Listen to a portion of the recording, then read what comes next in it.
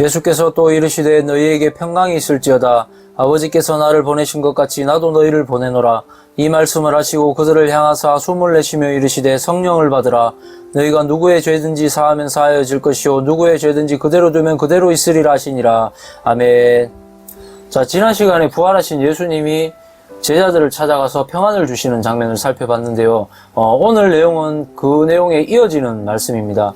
자, 두려워하는 제자들에게 평안을 주신 후에 성령을 받으라고 하십니다. 그런데 특징적인 구절이 있는데요. 22절에 숨을 내쉬며 하는 이 구절입니다.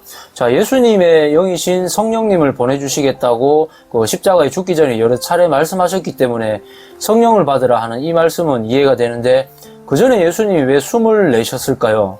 자, 결론부터 말하자면 호흡, 숨이 바로 성령님을 상징하기 때문입니다. 창세기 2장 말씀을 잠깐 보도록 하겠습니다. 여호와 하나님이 땅의 흙으로 사람을 지으시고 생기를 그 코에 불어넣으시니 사람이 생명이 되니라. 흙으로 사람을 지으셨는데 그때까지는 이제 살아있는 생명이 아니었습니다. 그런데 생기를 불어넣으신 후에 살아있는 생명이 된 거죠. 자, 여기서 생기를 불어넣었다는 게 바로 숨을 불어넣었다는 뜻입니다. 자, 살아있는 것과 죽은 것의 가장 큰 차이는 무엇일까요? 여러 가지 차이가 있겠지만 가장 큰 차이는 바로 숨을 쉬느냐 안 쉬느냐 그 차이겠죠. 그래서 뉴스에서 죽은 사람 소식을 전할 때도 숨졌다라는 표현을 쓰는 겁니다. 자, 그리고 돌이나 나무를 깎아서 아무리 사람과 닮은 모습으로 잘 깎아놨다고 한들 그것은 생명이라고 하지를 않죠. 왜냐하면 숨을 쉬지 않기 때문이죠. 그래서 이제 숨이 곧 생명인 것입니다. 그런데 하나님이 사람을 만들 때 숨을 불어 넣으셔서 생명이 되게 하신 거죠. 그런데 여기서 또 하나 눈여겨볼 게 있는데 숨은 숨인데 하나님의 숨입니다. 하나님의 숨은 바로 성령님을 의미하는 건데요. 예수님의 영을 성령님이라고 제가 여러 차례 말씀을 드렸죠. 근데 성령님은 예수님의 영이면서 동시에 하나님의 영이십니다.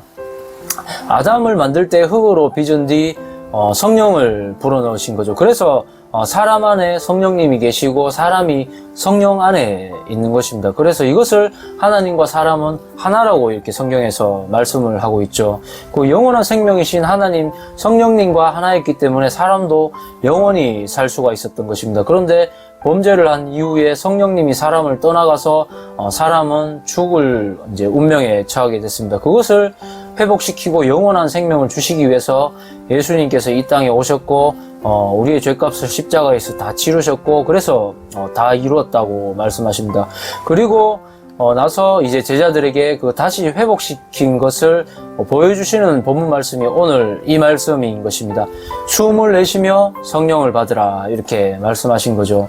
자, 창세기에서 하나님이 처음 사람을 만들 때 생기, 숨을 불어 넣으신 것 같이 똑같이 오늘 본문에서 예수님이 제자들에게 이렇게 숨을 내쉬는 것입니다. 자, 그리고 나서 제자들에게 또 이렇게 말씀하시죠. 너희가 누구의 죄든지 사하면 사하여질 것이요 누구의 죄든지 그대로 두면 그대로 있으리라 하시니라. 자, 이 말씀은 실제로 제자들이 죄사함의 권세를 가졌다라고 말하는 것이 아니고 예수님의 십자가 복음, 죄사함의 그 복음을 사람들에게 전하면 사람들이 그것을 듣고 이제 죄를 용서받을 수 있게 된다. 그런 뜻이죠. 자, 쉽게 말해서 예수님을 사람들에게 전하라 이렇게 명령을 내리신 겁니다. 자, 로마서 10장에서는 이렇게 말합니다. 누구든지 주의 이름을 부르는 자는 구원을 받으리라. 그런즉 그들이 믿지 아니하는 이를 어찌 부르리요 듣지도 못한 이를 어찌 믿으리요 전파하는 자가 없이 어찌 들으리요. 자, 예수님의 이름을 부르는 사람은 구원을 받을 것인데 예수님의 이름을 부르기 위해서는 예수님의 이름을 들어야 되는 것이고 그 이름을 듣기 위해서 누군가는 전해줘야 된다는 말씀이죠.